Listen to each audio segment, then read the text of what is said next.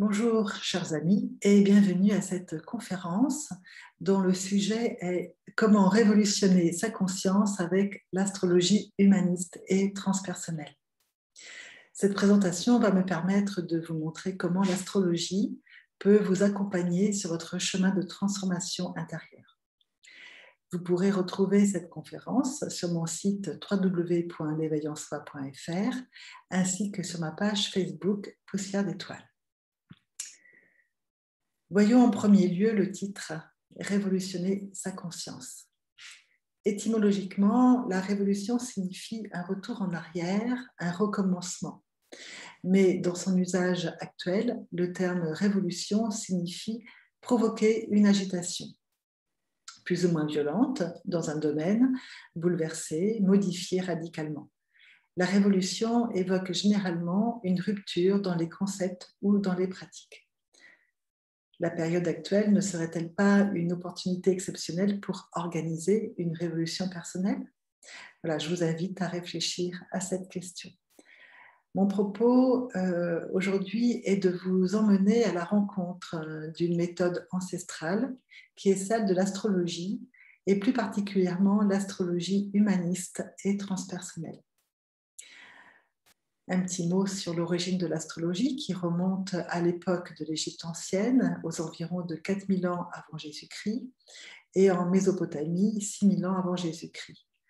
La légende sumérienne évoque une origine encore plus ancienne, et d'autres sources mentionnent la période de l'Atlantide, vers 12 000 ans avant Jésus-Christ. Quoi qu'il en soit, l'astrologie est intimement liée à son époque.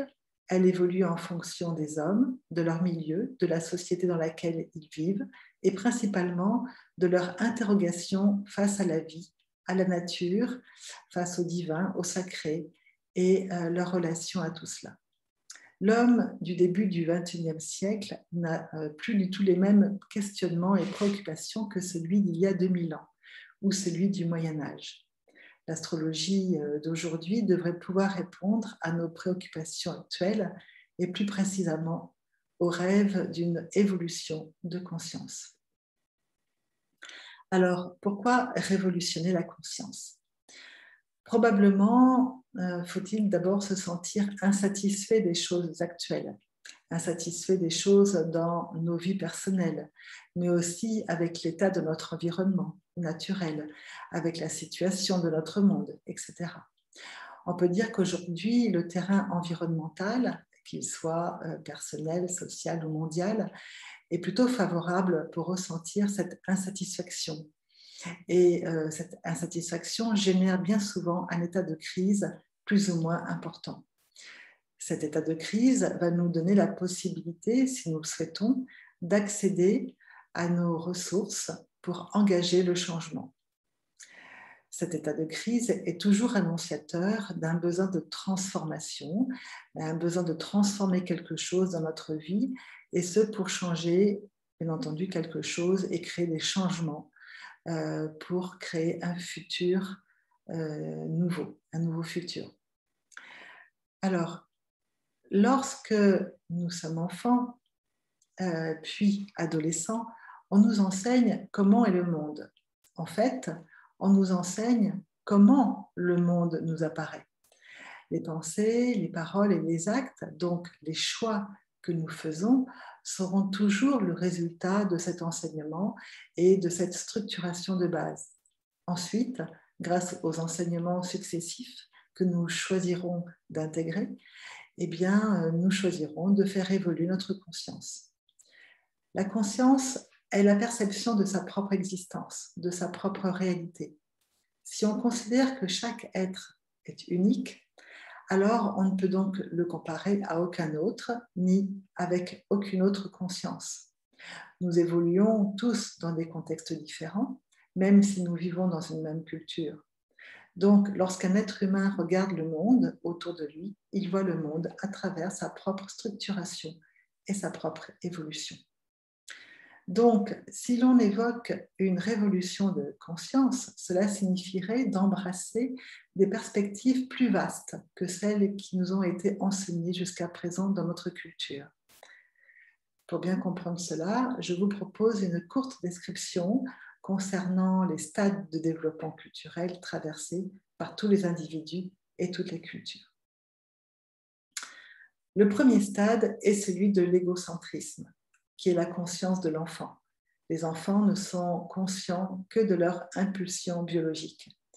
Ils sont très centrés sur eux-mêmes et ils ne voient pas les autres. Ils ne se voient qu'eux-mêmes. Voilà, ça c'est le premier stade. Ensuite, il y a le second stade qui est l'ethnocentrisme, qui est la deuxième étape. C'est le stade de la tribu, de la fratrie. C'est le stade où l'on s'identifie aux personnes qui partagent le même sang. Donc c'est la fratrie, la famille. Hein. On appartient à la famille Intel avec sa culture et ses usages. Ensuite, il y a une troisième étape, un troisième stade de développement qui est celui du mythocentrisme. C'est le partage là de nos croyances. On se sent appartenir à un groupe qui partage les mêmes idées. Par exemple, dans le christianisme, il y a la croyance partagée de la naissance du Christ, de Jésus. Il y a donc la famille va alors s'agrandir au niveau des personnes qui ont les mêmes croyances. Ça peut être aussi, on peut appartenir à un mouvement écologique, à un mouvement politique, à un mouvement philosophique.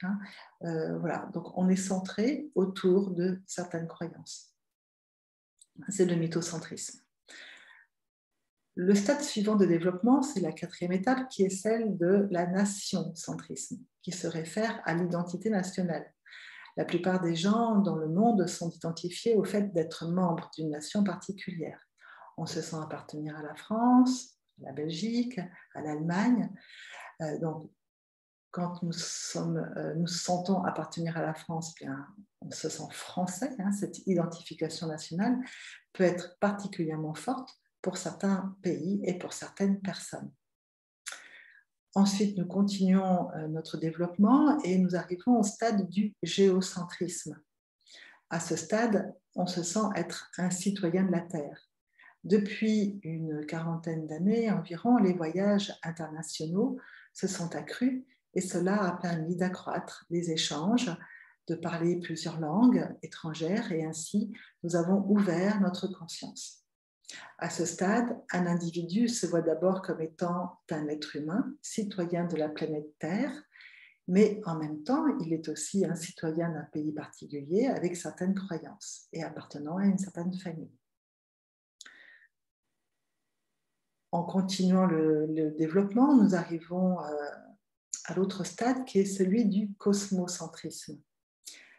Et à ce stade, nous avons le sentiment d'appartenir à quelque chose de plus grand, le sentiment que l'on vient d'ailleurs. C'est le niveau où l'individu se voit lui-même dans un univers en évolution. Il se voit comme un processus qui participe au processus cosmique. Il reconnaît qu'il participe à une expansion.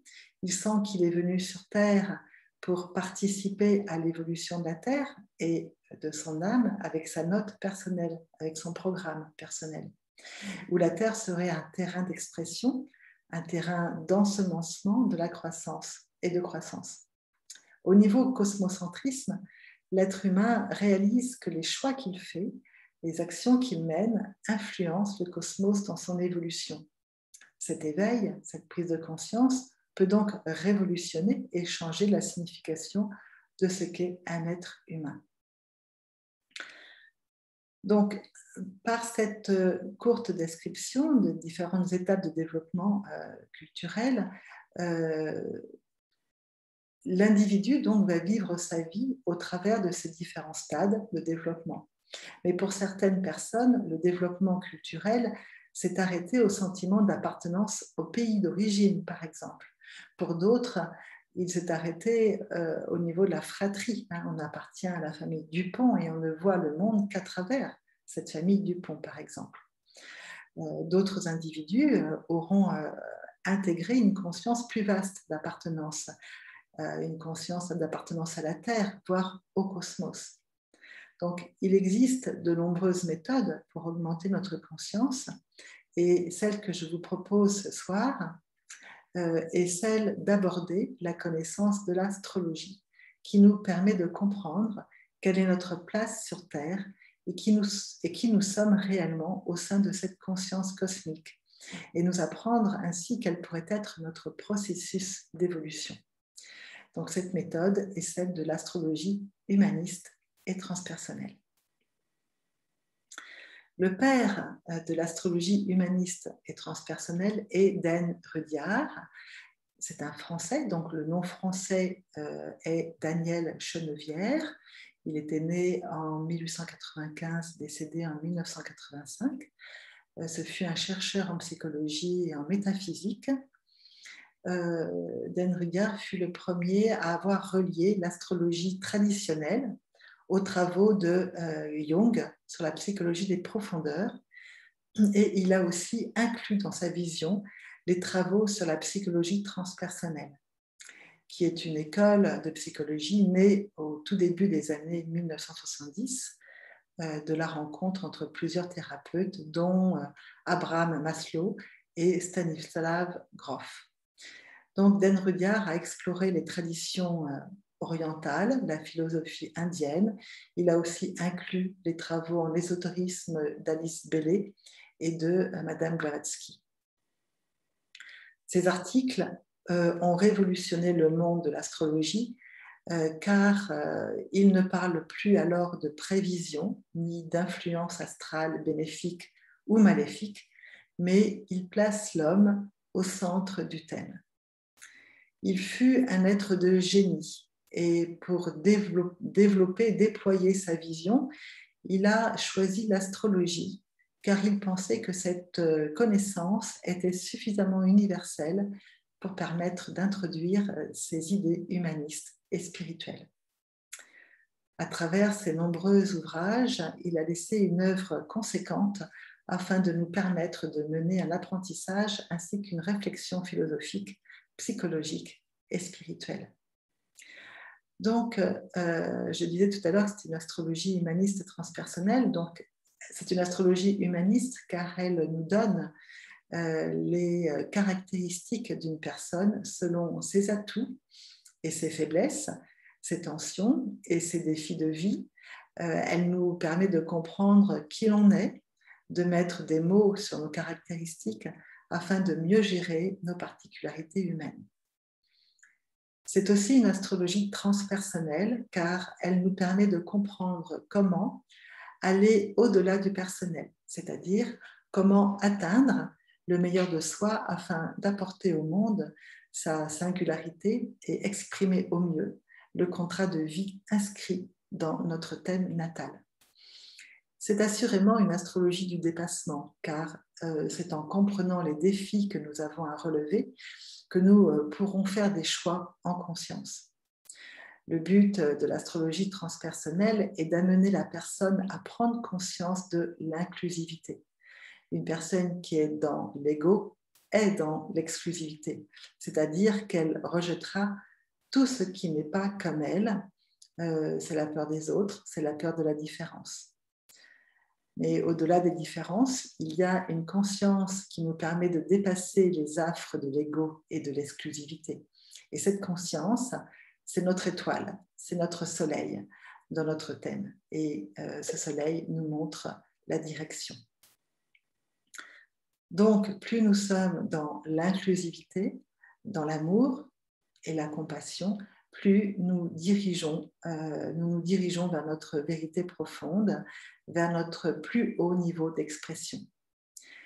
Il s'agit d'une astrologie évolutive, car cycle après cycle, grâce au mouvement des planètes, elle nous permettra de faire des choix, d'augmenter notre champ de conscience afin de nous développer conformément à notre vérité profonde. Et cette vérité profonde qui vit en chacun de nous est exprimée dans le thème natal par notre soleil. En astrologie humaniste et transpersonnelle, nous avons une lecture sur 3 niveaux de conscience. Le premier niveau de lecture est l'état de compulsivité. C'est le niveau socio-culturel, car nous sommes conditionnés par notre culture et par notre éducation. face aux événements auxquels nous sommes soumis sur notre chemin de vie. C'est un état d'action-réaction, une attitude réflexe qui occasionne bien souvent une souffrance intérieure plus ou moins exprimée.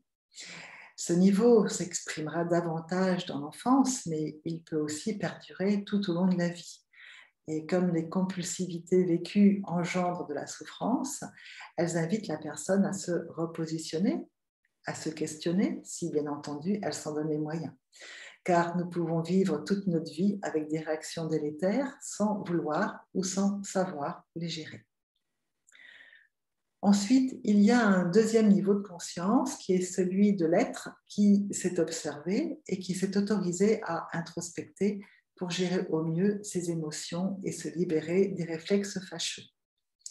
Cette personne se réajuste et travaillera progressivement sur son individualité et incarnera le processus d'individuation énoncé par Jung avec l'aide de la psychologie des profondeurs.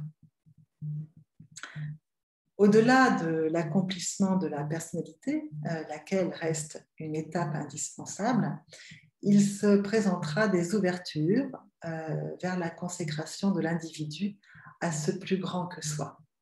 Il s'agit alors du troisième niveau de conscience, celui du transpersonnel. En se posant les questions suivantes, qu'ai-je à dépasser dans cette vie? Comment me libérer de mes freins? C'est à travers des actions centrées et transformatrices que l'individu progressera vers une conscience plus vaste. Et tout ce qui se trouve dans le thème natal devrait être utilisé à des fins de transformation. Les planètes les plus lointaines de notre système solaire, que sont Uranus, Neptune et Pluton, agissent en nous comme des guides pour atteindre une conscience plus vaste, pour atteindre en quelque sorte une supraconscience. La question que nous pourrions alors nous poser est: sommes-nous capables de les écouter? Alors, je précise que nous avons inscrit en nous, dès la naissance, ces trois niveaux de conscience. Certains sont plus ou moins développés et notre travail d'évolution permettra de les conscientiser et de les gérer au mieux. Pour illustrer ces trois niveaux de conscience, on va prendre par exemple le signe du Bélier. Et nous pourrons passer en revue, je ne le ferai pas au cours de cette visioconférence, mais quand on apprend l'astrologie, nous passons en revue tous les signes avec respectivement ces trois niveaux de conscience. Donc les caractéristiques compulsives de ce signe, du signe du Bélier, vont être une affirmation pressante, trop pressante de ce qu'il pense, une impatience, un manque de persévérance, il n'aime pas être commandé, il peut aussi avoir des attitudes violentes et belliqueuses. Mais chemin faisant, cette énergie Bélier voudra exprimer le second niveau de conscience, ce qui permettra à l'énergie Bélier d'exprimer son courage, son enthousiasme, son indépendance, son autonomie, son affirmation de soi par des actions directes. C'est un peu l'image de l'explorateur ou du pionnier. Au troisième niveau de conscience, l'archétype Bélier saura alors utiliser l'énergie d'action et de décision, de dynamisme, et cela d'une manière contrôlée et patiente. Ça sera l'image du guerrier pacifique. Donc, le but et le défi de l'énergie Bélier sera d'apprendre à se soumettre, et son défi sera l'adaptabilité. Voilà, ça c'est pour vous donner un exemple de la lecture qu'on peut offrir pour le signe du Bélier. Nous pouvons donc passer en revue chaque signe et énoncer pour chacun d'entre eux ces trois niveaux de conscience. La lecture du thème natal ne permet pas de savoir, bien entendu, à quel niveau de conscience la personne se trouve. Mais en énonçant un certain nombre de caractéristiques, en fonction du facteur âge, bien entendu, par le dialogue, nous allons pouvoir permettre aux consultants de faire des prises de conscience. Alors, juste pour ceux et celles qui n'ont jamais vu un thème natal, bon, cela est rare à notre époque, mais ça peut arriver. Voici un exemple. Bon, je ne vais pas rentrer dans les explications de thème, car ce n'est pas le propos de cette visioconférence, mais juste pour vous montrer que le thème natal décrit par ce schéma l'équilibre cosmique au moment de notre naissance. Le langage symbolique et universel de l'astrologie va nous permettre de décoder la nature des énergies qui imprègnent notre tout premier souffle de vie pour nous permettre de mieux comprendre nos comportements ainsi que les défis que nous aurons à relever tout au long de notre vie. Dan Rudyard, le père donc de l'astrologie humaniste transpersonnelle, a montré que tout ce qui nous arrive dans la vie est une étape dans le cheminement vers la conscience. En guise d'illustration, voici un schéma qui va me permettre de vous montrer cela. Alors, dans ce schéma, nous voyons le triangle inférieur, symbolisé donc ici par la Lune. Donc, ce triangle inférieur représente le moi inférieur. Il est gouverné par la Lune. Donc, la Lune représente le petit moi, c'est l'être existentiel. La Lune gouverne à ses véhicules que sont Mercure, ici, Mercure, Vénus, donc là, qui représente, donc Mercure représente le mental concret, Vénus représente nos valeurs, ce que l'on aime, ce que l'on n'aime pas, le sentiment que nous éprouvons face à nos valeurs, et puis Mars, qui représente le principe d'action. Donc, on retrouve aussi le nœud sud qui va représenter, alors ce n'est pas une planète, c'est un point, qui est un point lunaire, un nœud lunaire sud qui représente notre karma, nos acquis, avec toutes les bonnes choses et aussi les choses à travailler et à améliorer dans notre vie, sur notre chemin d'incarnation. Donc, ce triangle inférieur,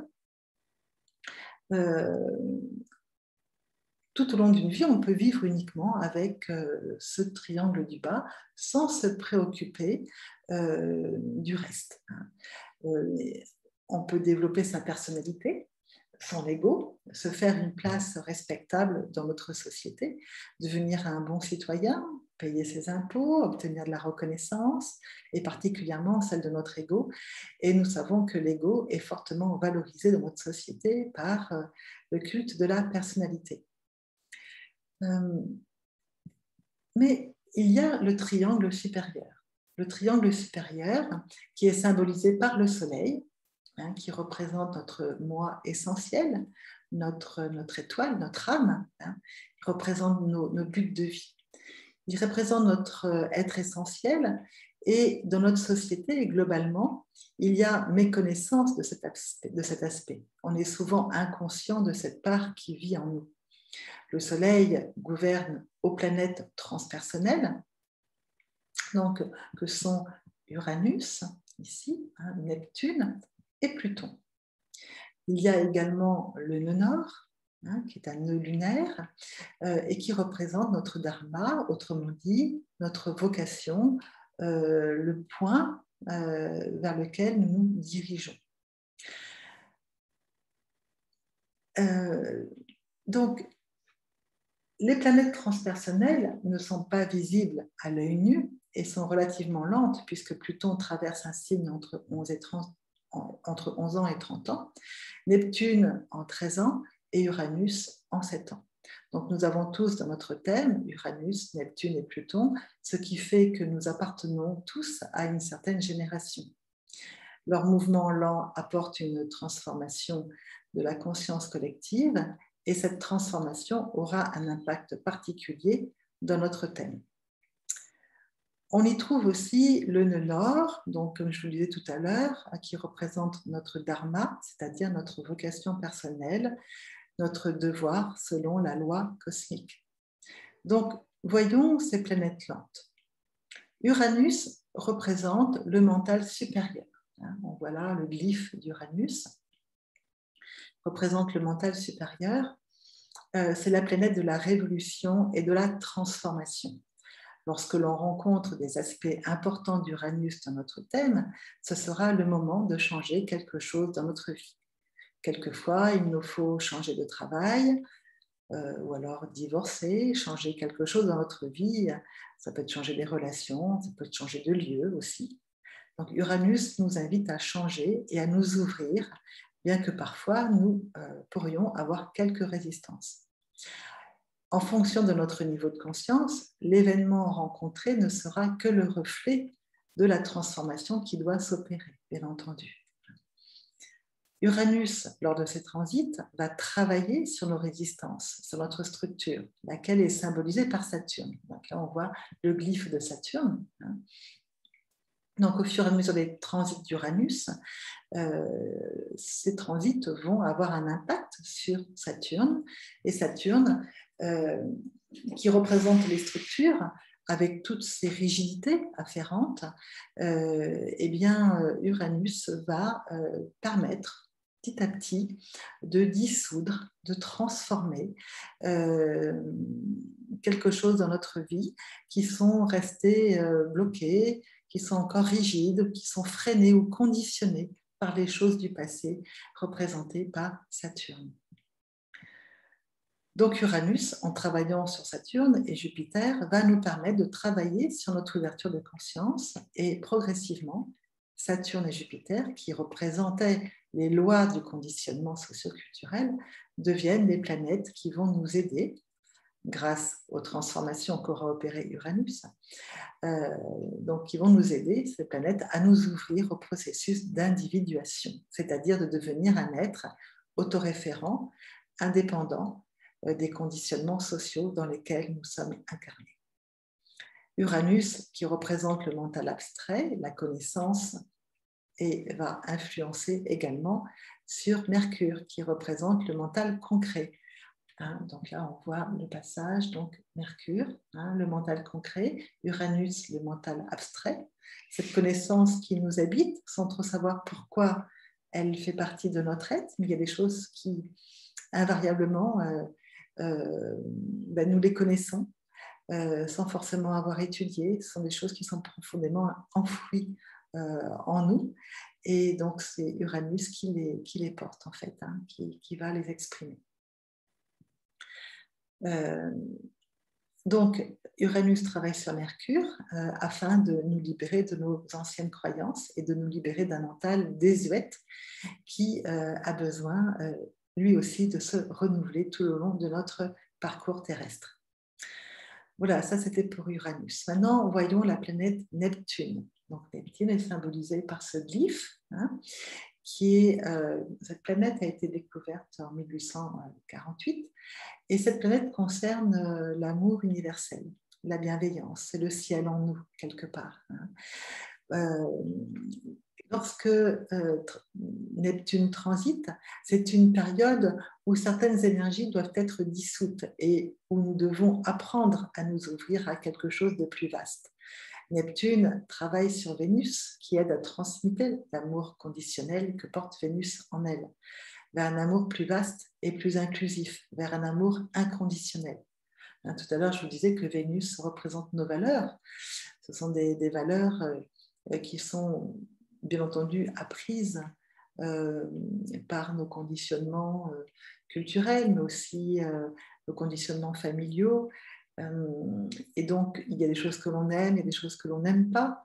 Et bien entendu que tout cela, c'est un amour conditionnel, on aime à condition de. Tout ça, ça va aussi évoluer dans notre vie. Il y a des choses qu'on va laisser, il y a des choses qu'on aimait, maintenant on ne les aime plus, ou vice-versa. Donc, les choses se transforment, nos valeurs se transforment, et ça, c'est aussi grâce au travail de Neptune qui nous permet de nous ouvrir à quelque chose de beaucoup plus vaste. Ensuite, il y a la planète Pluton, qui a été découverte en 1930. Ici, elle a été déclassée par les astronomes en 2006, mais pour les astrologues, elle représente toujours quelque chose d'important, et notamment, elle représente la volonté cosmique. Lors de ces transits, nous sommes appelés à nous libérer de ce qui n'est pas essentiel dans notre vie. C'est un temps de lâcher prise et de grande transformation afin d'agir en fonction de l'âme, en fonction du plan cosmique inscrit dans le thème de l'individu. Alors, bien entendu, tout cela, on ne le sait pas. Si on n'a pas appris l'astrologie, si on ne comprend pas ces symboliques, on va vivre notre vie telle que l'on nous l'a enseignée ou telle que la société voudrait nous la voir se dérouler. Dès lors que l'on conscientise qui nous sommes, on va s'approprier cette connaissance et nous permettre d'aller beaucoup plus loin dans notre conscience et dans notre compréhension de nous-mêmes. Alors, Pluton, bien entendu, qui parle de vérité profonde, lui va utiliser la planète Mars pour justement nous permettre d'agir en conformité de l'essentialité dont nous sommes porteurs. Puisque les planètes personnelles, que sont Vénus, Mercure et Mars, en fait, ce sont les planètes individuelles, c'est elles qui sont les agissants, ce sont eux qui vont nous permettre de concrétiser les informations qui proviennent de nos guides, de ces planètes qui sont beaucoup plus lointaines et dont les informations sont subtiles. Elles ont un impact, bien entendu, dans notre thème, mais c'est en regardant les planètes personnelles que nous allons comprendre comment ces planètes transpersonnelles agissent. Voilà. Donc, les deux triangles, le triangle du bas, donc inférieur, et le triangle supérieur, sont reliés par le nœud sud, le nœud lunaire sud et le nœud lunaire, donc le nœud nord, le dharma, le nœud sud, le karma, parce que effectivement, c'est ce vers quoi nous devons aller. Nous avons en nous, nous sommes porteurs d'informations quand nous arrivons sur Terre. Il y a des choses que nous connaissons naturellement, nous avons déjà un bagage avec nous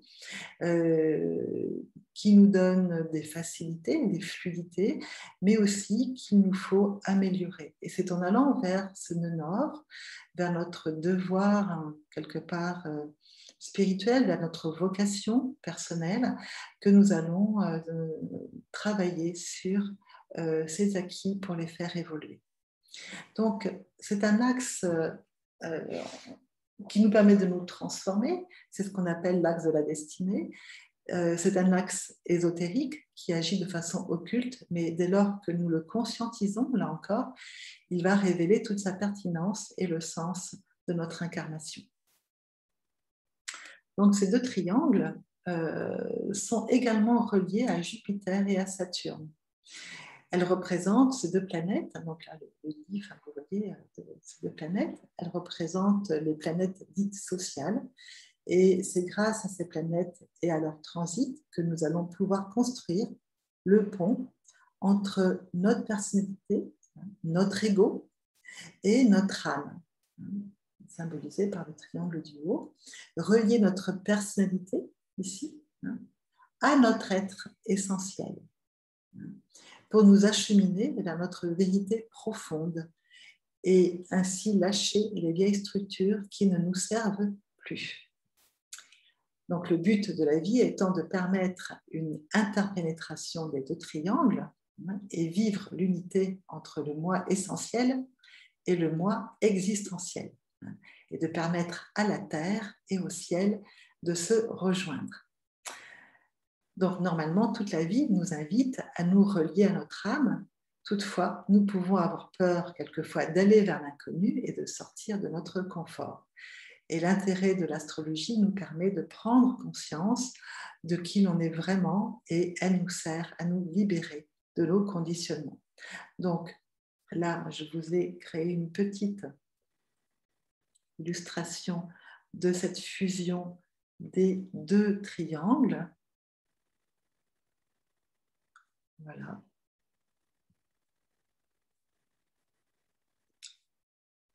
Donc, nous retrouvons donc cette figure du sceau de Salomon dans de nombreuses représentations et courants. Hein. On la retrouve chez les radiesthésistes, en alchimie. On les retrouve aussi, retrouve cette figure sur les vitraux de certaines cathédrales, hein, Notre-Dame de Paris et celle de Clermont-Ferrand. On retrouve aussi Sceau de Salomon chez les bouddhistes, au Tibet, dans la Kabbale, sur le drapeau d'Israël et dans le judaïsme. Voilà, donc voilà, c'était pour vous illustrer la fusion de l'âme et de notre personnalité, qui est, on va dire, le but aussi d'un cheminement en conscience vers notre vérité profonde. Donc l'apport considérable de Den Rudyard par son génie a permis de comprendre quelles sont les étapes du cheminement vers une conscience plus vaste. Et dans son ouvrage intitulé Triptyque astrologique, il nous parle des signes comme des dons, les maisons comme des épreuves et les planètes comme étant des stations nous permettant d'acquérir une conscience supérieure. Den Rudyard nous a légué cette conscience de la route illuminée. La route illuminée, c'est le chemin suivi par le rayon solaire qui relie un soleil au centre galactique. Et pour ce faire, chaque planète va représenter une station de repositionnement de la conscience. Cet enseignement qui nous ouvre à une supra-conscience. Den Rudyard nous dit nul ne peut s'avancer sur ce chemin s'il n'a pas réorienté son sentiment d'identité personnelle en s'affranchissant des schémas égocentriques et en se soumettant au pouvoir du soleil, lequel symbolise l'âme de l'individu libéré. Donc, en tant qu'être humain, nous sommes tous issus de la nature, mais sur Terre, l'homme a un travail à faire pour s'élever au-delà des contingences de nos sociétés matérialistes. Sinon, il se dégradera comme la nature le fait. S'il est victorieux, nous dit Den Rudyard, il suivra la voie de l'intégration.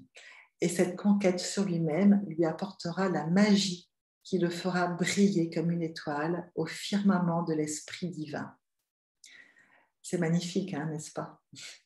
Voilà, dans une prochaine vidéo, je vous parlerai de la route illuminée, mais pour maintenant, je vais terminer cette présentation et en souhaitant qu'elle vous ait éclairé et qu'elle vous a donné envie d'explorer cette connaissance fabuleuse qu'est l'astrologie humaniste et transpersonnelle. Si vous souhaitez découvrir cet enseignement, je vous propose de vous guider en vous proposant un enseignement par correspondance et en visioconférence dont vous pourrez lire les modalités sur mon site www.l'éveillensoi.fr. Et puis, je suis à votre disposition pour répondre à vos questions. Et puis, je vous remercie également pour votre écoute. Voilà, et je vous dis à très bientôt. Merci.